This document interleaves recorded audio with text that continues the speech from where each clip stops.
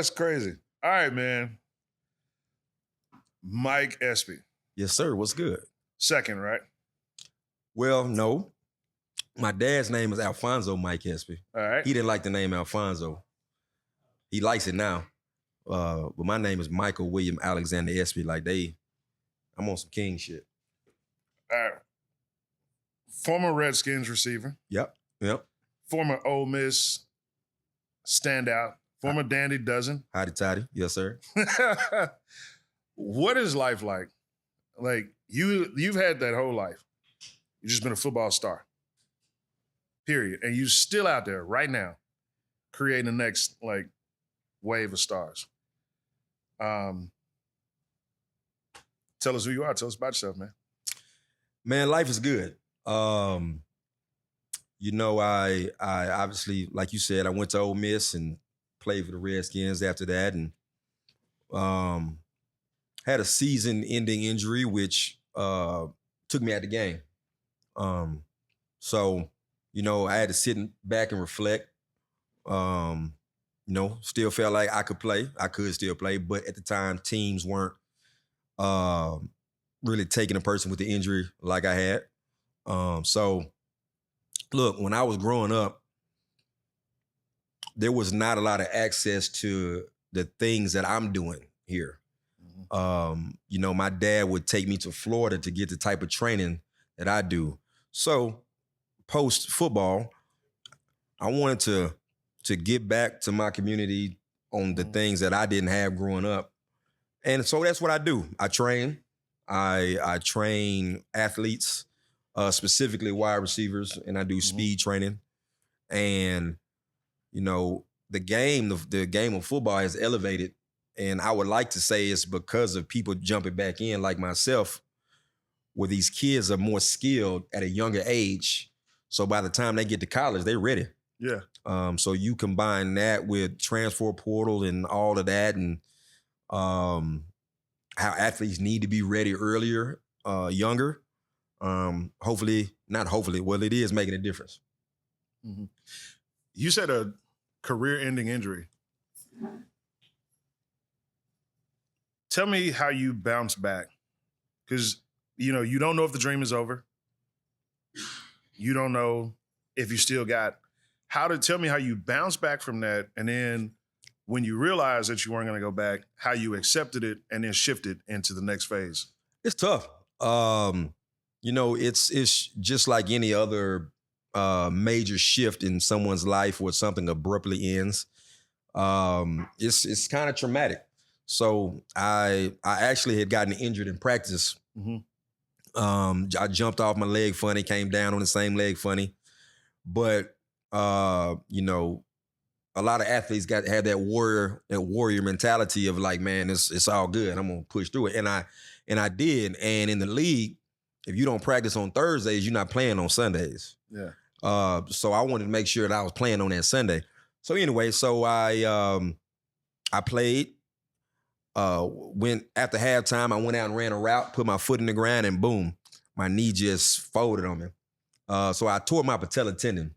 So here I am in FedEx Stadium, laying on my back with probably 60, 70,000 fans looking at me. And that's the first time in my life I had ever been injured to that significance. So it was traumatic. So I did what only thing I knew how to do, and that's fight back. So had the surgery literally the next morning. Last thing I remember was close my eyes and my pops was right there. Yeah. And so I just had to push through that. I had to recover. I had to get myself back right. And in all honesty, when I did it, my knee was stronger after than it was before. So once I fully recovered, fully healed, I went and worked out for a couple teams, and I crushed the workouts. There were other receivers there, and I did better than them.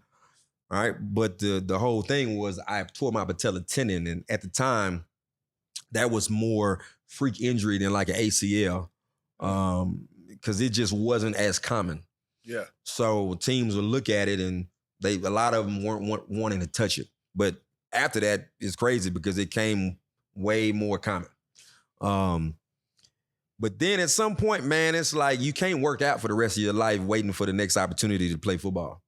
You know, at the time I had a daughter who was now 17, and sitting on my butt, spending the money that I made, that wasn't gonna shake.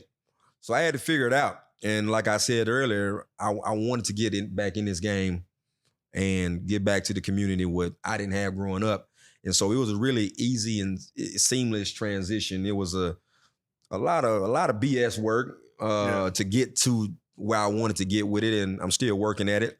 But at some point, you gotta step up to the plate, whatever your prior situation was, and handle your business. You know, Anthony Mackie in a recent interview said that success is given, not earned. You being on the field every day, showing these guys a path to success, how do you feel about that statement?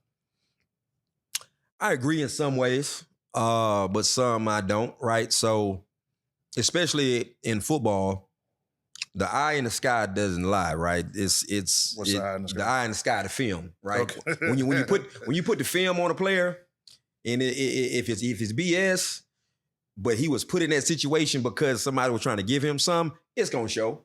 It's gonna show because the person on the other end is trying to eat too. But at the same time, a lot of people do get put in those positions that others don't, mostly because of the relationships that you've had with people, or something somebody saw what this person does versus what somebody else does. Because, I mean, we can all sit here and we all understand it's a lot of players that we knew growing up who should have made it to the next level, but they didn't for whatever reason, through their own choices they made, or just the lack of opportunities and not getting that opportunity. So I agree with it in some ways, but for the most part, man, when you get in between those lines, it's mano y mano. Ain't shit given there. Ain't nothing. So I don't know if this is a thing or not, but like with scouting reports and everything, have you found it to be like a single or a few traits where you can look at a kid one time and go, yeah, that's it? Oh, yeah. What are those? What are you looking for? Man, I'm looking for dogs, right? I'm looking for dogs, and it's a simplistic term, but it's also one of those things you can, as a coach, as a trainer, you can kind of see and feel, and it's really not anything specific per se.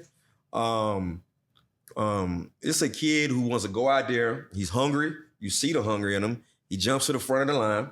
Yeah. Obviously, he's got to have the talent and the skill level. He's not entitled. He listens, and he puts the work in. And then when you put him on that field, right, you know, every play that a coach calls isn't right. Mm-hmm. Everything a coach tells you always isn't the right thing necessarily for the situation. But players can make you right. And that's the truth across all levels. And when you got those players that get out there and handle their business and make you right, yeah, that's a dog. What term was used to describe you when you were in the exact position? Yeah, ain't nothing. Man, what we man? I mean, look, a dog. No, man. Listen. When I was coming up, man, it was called a spade, right? My name Mike Espy, and my pops is who he is, and so people expected a certain thing out of me,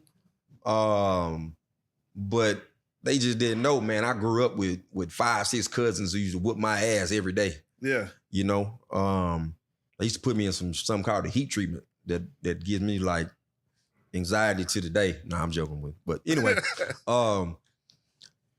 yeah, man, people expected a certain thing out of me, but at the end of the day, I was everything that I'm literally describing. I was going to jump at the front of the line.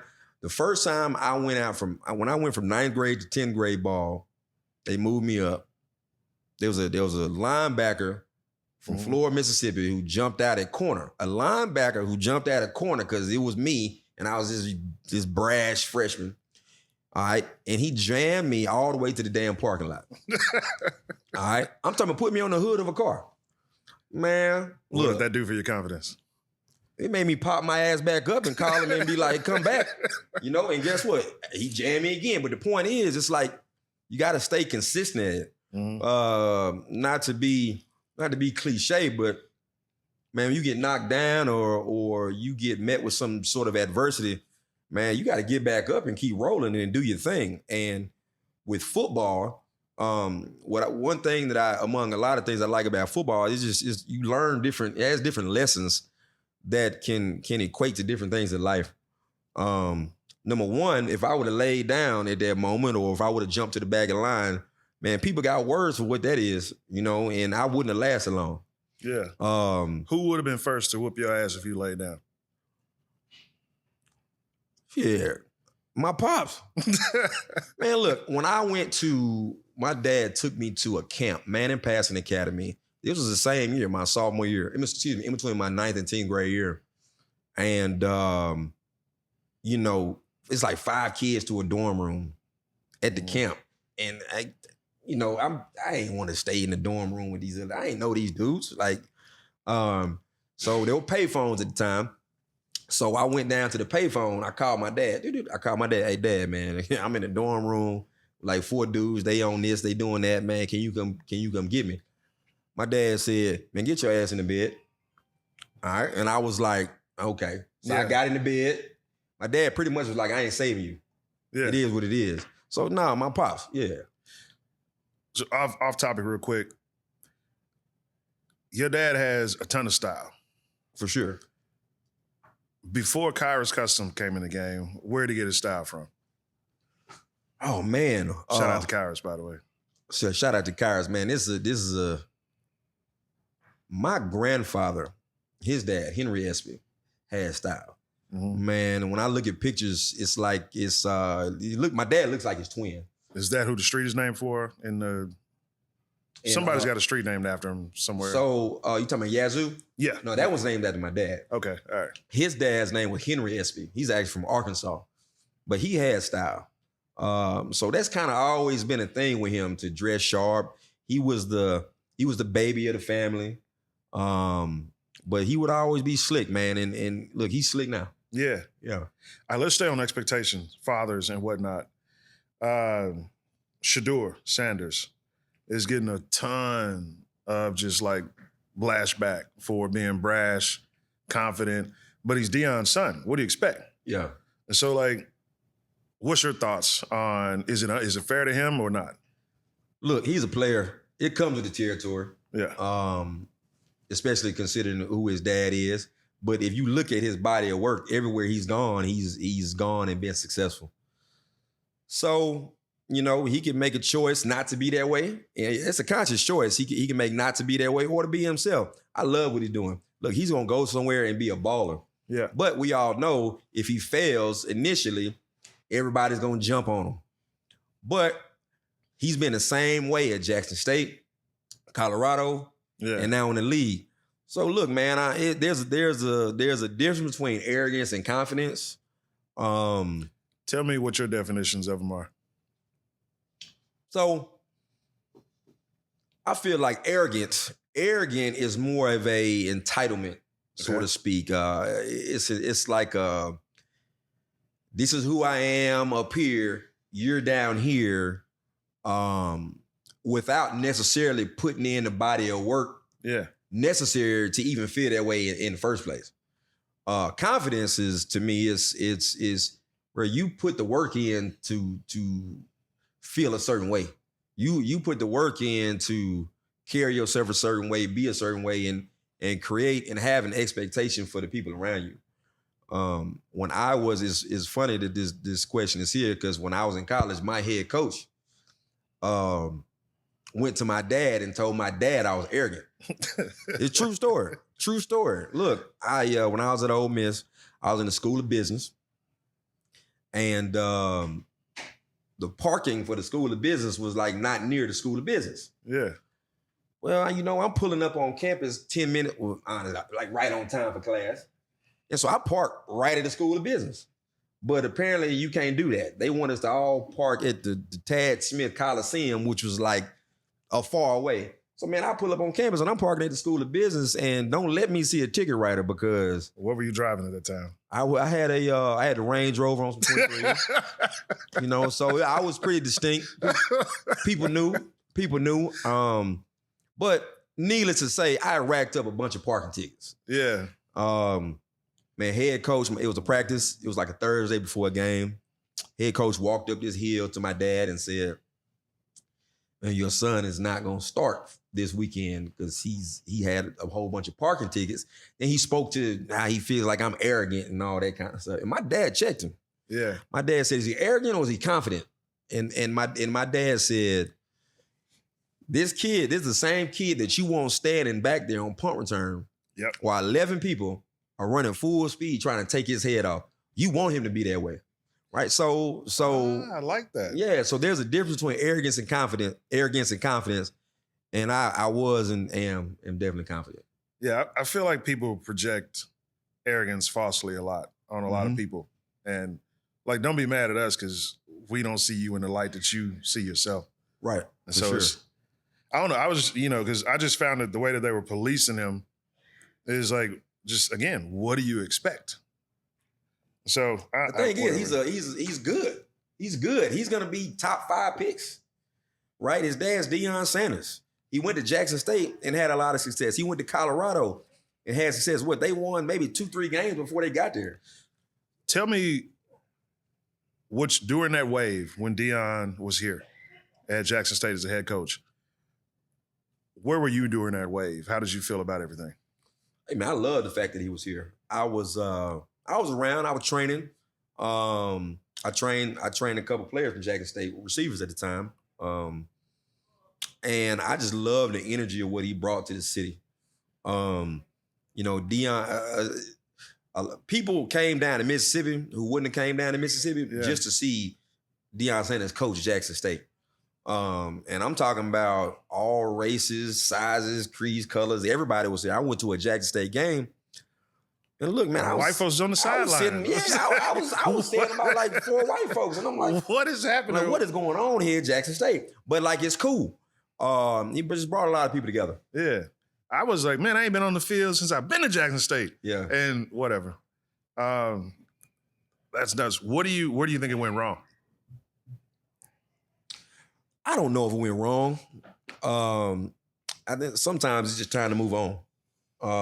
I think there were some things that were present as far as the control that he had or didn't have, things he wanted to bring to the table that never were going to come to fruition, visions that he had forecasted for the university that it just didn't seem like the commitment was there on the other end to make it happen. Mm-hmm. So he wanted to step up and to a bigger challenge, and that being the Big 12. And I do think that I'm not going to say that was like the initial plan, but I do think he wanted to see his sons grow and elevate against bigger and better competition. And that Colorado was just a natural next step for it. How much of it, if you can answer, do you think was more about Deion about to disrupt the sport of college football with potentially bringing black athletes back home to HBCUs? You know what? I don't know if that played a lot into it. Yeah. He got the number 1 recruit in the country, Travis Hunter, to Jackson State. And that was a huge deal. And that pissed a lot of people off. For sure. I just don't know how, I don't know if that, in today's day and age in sports, the way things are now with the money, with the NIL and all that, I don't know how much that could be duplicated, right? I think that Deion Sanders is one that's able to do that. Yeah. I don't know how many other coaches in the HBCU are able to do that. Not only to mention, look, it's Deion Sanders, but like, let's keep it 100. He was one of the greatest cornerbacks of all time, and Travis Hunter was a cornerback, right? So it's like, so it's like that's a natural fit. If Deion went to Florida State, Travis Hunter would have went to Florida State. If he would have went to Hawaii, Travis Hunter would have went to Hawaii. But like with today's age in NIL, man, look, it's kids right now who are in high school who have a $6+ million evaluation the moment they step on campus in college. When you say evaluation, what do you mean? So that's kind of what they do. They take a kid's evaluation on what they project that they'll be able to make. Number one, I don't know the algorithm, I don't know the formula, but I would imagine they take what people in that same position are doing. And like this kid is like the number one kid receiver in the country. Mm-hmm. So they look at that, and then like if you compare him and you compare Jeremiah Smith, who's at Ohio State, that's what he is. And that's what he was last year as a freshman. So like you look at that and you put it together, and that's the valuation he has. Sometimes, and maybe this is just me personally, but sometimes I think we rely too much on computers. Like an algorithm can't tell you heart. Facts. An algorithm can't tell you hustle. And so it's, when I hear about these valuations, I'm still like, all right, I still don't know how it works, whatever. This kid's in high school. How are you just going to give him this? But do you think NIL is ruining the sport? I think they're going to need to put more restrictions and regulations on it for sure. If you were in charge of it, what would those restrictions and regulations be? Oh, man. Well, some of it would be to protect the player and to help the player as well as the university and the money that they're giving out. So, for example, if you think about professional athletes and when they make their money, a lot of them don't have the money when they exit the sport, right? So now, and that's them being a professional.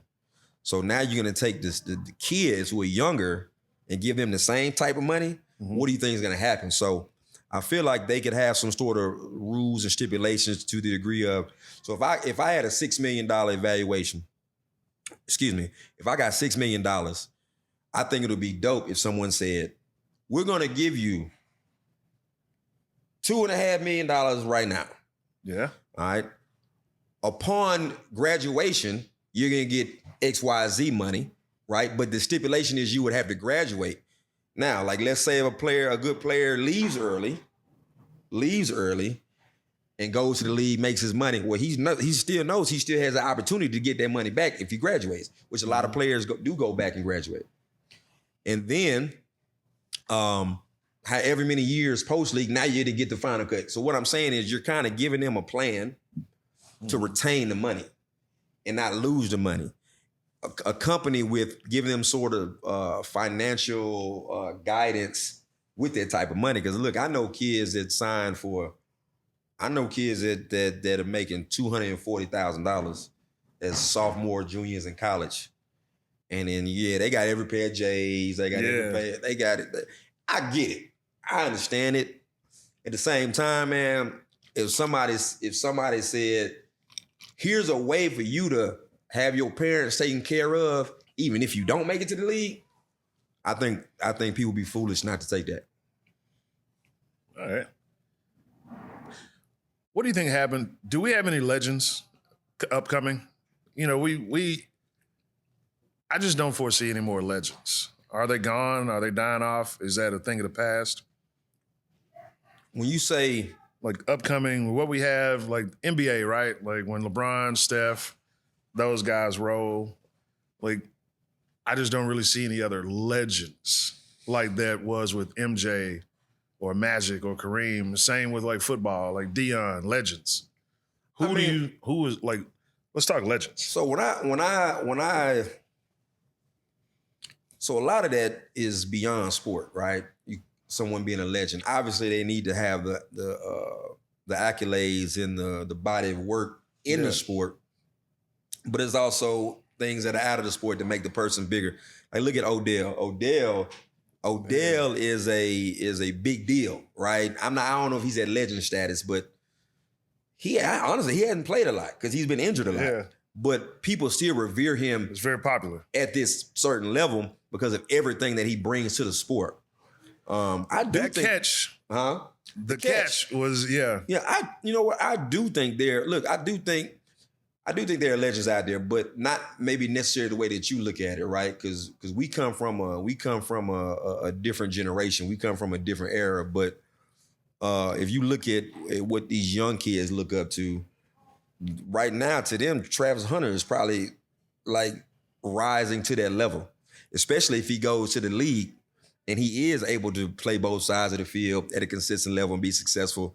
I mean, the last person to do that consistently was Champ Bailey, Charles Woodson, who are in the Hall of Fame. And then you look at receivers, you look at, and I know I'm talking football, you look at like Jamar Chase. Man, Jamar Chase just had a crazy season in a contract year, and now he's the highest paid receiver in the league, and his teammate is like the 5th highest paid receiver in the league. They both re-signed contracts, $140 million, $110 million. So, yeah, I think, and look, what's his name? Shea Gilgeous-Alexander for the SGA, yeah. So he's a dog. So when I look at what a legend is, I define it and I see it through my lens in a certain way. And I have my legends. But I think this generation coming up, they have theirs too. I think they also throw the term around a little too much now, like GOAT, legend. I think it's too easily given out. Like you really had to earn that. For sure. So like I like that point that you just said, but I want to stay right there on this question and think about when LeBron broke the scoring title. Or was it scoring points, most points or Most something? points. He broke Kareem's record. Because I'm old school, 90s Cowboys, Braves, the Bulls. Yeah. When Jordan retired, I was done with basketball. I would too. When the Holy Trinity of the Cowboys, like when Emmett, Aikman, Irvin, when that broke up, I was done with football. The Holy Trinity of the Braves, 95, Gladys, Mavin, Smoltz. It was done. So I come from that era, you come from that era. And I feel like they said Kareem was hating, basically. And I kind of understood it because his path to that, there was no three-point line. He had to deal with racism. He had to deal with so many other issues versus what they have to deal with today. Would you say that he was hating? I wouldn't say he was hating. I'd say he just pointing out facts. He's pointing out specifics that made the game different from when he played to when LeBron played. At the same time, the game evolves, right? Okay. Like the game evolves, and now it's like they not doing nothing but chucking up threes. A lot of people don't like it. I love it because it's a skill set, right? The league had to adjust to guys like Steph Curry being able to shoot, so they had to get some of their own. I mean, I don't think he was hating. I think he's an old school guy speaking about ball from a different era. And not only that, LeBron is playing longer than any of those guys, right? He got more points than Kareem, Jordan, all that, but he's in his 20th year in the league. Jordan left after 14 seasons. That's what I'm saying. Yeah. So, but that should be respected within itself. Because LeBron clearly is disciplined and takes care of his body. And he has the ability to sustain himself like that, which to most athletes don't. Mm-hmm. Do you think, I think we'll forever be split, the entire world, on the Jordan-LeBron debate. Yeah. I think the world will forever be split on it. Look, can you say who you with? I'm with Jordan. Man. I'm with Jordan, but it's like, but you got to respect LeBron. Absolutely. Got to take a hat off to him. But if you ask Jordan that question, Jordan to defer it and be like, man, I'm gonna let y'all do that. So look, they're both great, but there would be no LeBron if it weren't Jordan. Jordan paved the way, and he created a game of style that is emulated across the league. I'm gonna put out this. I bet you if you ask LeBron James who his favorite player is, he'll say Michael Jordan. Yeah. Right? And if you ask Michael Jordan who his favorite player is, Michael Jordan will say somebody who was older than him. So these guys paved the way, man. But I'm Jordan all day. Who is the next wave of stars that you've paved the way for? Oh, man. Give us a couple athletes from, and tell us about SP Performance real quick. SP Performance, speed, train wide receivers from the kid just trying to come up and learn the sport, do his thing, to the guy playing at a very high level in the NFL. there's a kid who I'm really high on. His name is Aiden Williams. Out of high school, he went to Ole Miss, but now he transferred. He's at Mississippi State. Right? That's funny. That's funny because there are two players that I've had do that, but just opposite. Malik Keith was at Mississippi State, then transferred to Ole Miss. Now Aiden was at Ole Miss and transferred to Mississippi State. I didn't know how that. I don't even know how to say this right. I didn't know how big that kid was when I came up there. Yeah. To pick up your jerseys that you, and thank you for providing those for the silent auction. They were a hit. No doubt. But because you see these guys on TV. Yeah. Or social media, and you're like, hey, man, he ain't that much bigger than me. Yeah. And you walk up on it, you're like, hey, my bad, dog. No, they different. They different, man. Like a nice size receiver in the league is 6'2", 195, 200, 205, and running. Yeah. And that's for just like your everyday person, and that's a big dude. That's a big receiver. But no, Aiden Williams, in my view, is next man up. Yeah. And then there's a kid at Ole Miss, a freshman. His name is Dylan Alford. He's originally from Goshen. Then he went to Saraland, Alabama. He played with Ryan Williams, the kid from Alabama. And he's at Ole Miss now as a freshman. I think he's going to do work at Ole Miss, and I think Aiden's going to do work at Mississippi State. And where can the kids, if their parents are sort of listening, where can they find you? On socials, location, if they want to come train with the best? Man, you can reach out to me on my Instagram, mike@mike.espy or at Espy Performance. Or you can email me, mike@espyperformance.com. I train at the Madison Healthplex out in Madison, and I'm there all day, every day. Just getting people right. All right, so I'm going to close out. I got a segment I do. It's called Where Were You? Okay. All right, and I made this one specifically relevant to you. And it's not necessarily a where were you, it's more so tell me about that time, but where were you when Mississippi State and Ole Miss were battling it out for the 1 and 2 spots? What was that? What year was that? Was that? Man, what's that? 2014? Yeah. That was 14 years ago, something like that? 13 years ago? Where was I? That was a great time in Mississippi. Like, there was no racism. Everybody was happy. Like, white folks were speaking to us in grocery stores. Yeah. It was... Man, look, I was around doing my thing, training. In fact, I think I trained a lot of guys on both teams at that time. But you're right, man. Like when everybody does well in Mississippi, it's a good thing. It's a really good thing. It's not when Ole Miss is here, Mississippi State is here, like it usually is. I'm just saying. Hotty toddy. So, yeah. Ladies and gentlemen, thank you for listening. Mike Espy of Espy Performance. Man, I appreciate you coming out, man. Appreciate you having me, bro. This is a great favor to me. Thank you for doing it. Thank you for everything too, man. No doubt. I was really surprised not surprised, that was the wrong word. But your jersey was so popular in the silent auction, people called and requested to have their own sign. So I think you should take that and roll with it. Appreciate you, brother. My man. Yes, sir. Thank y'all, everybody. This is great, man. We got to stop this one take shit.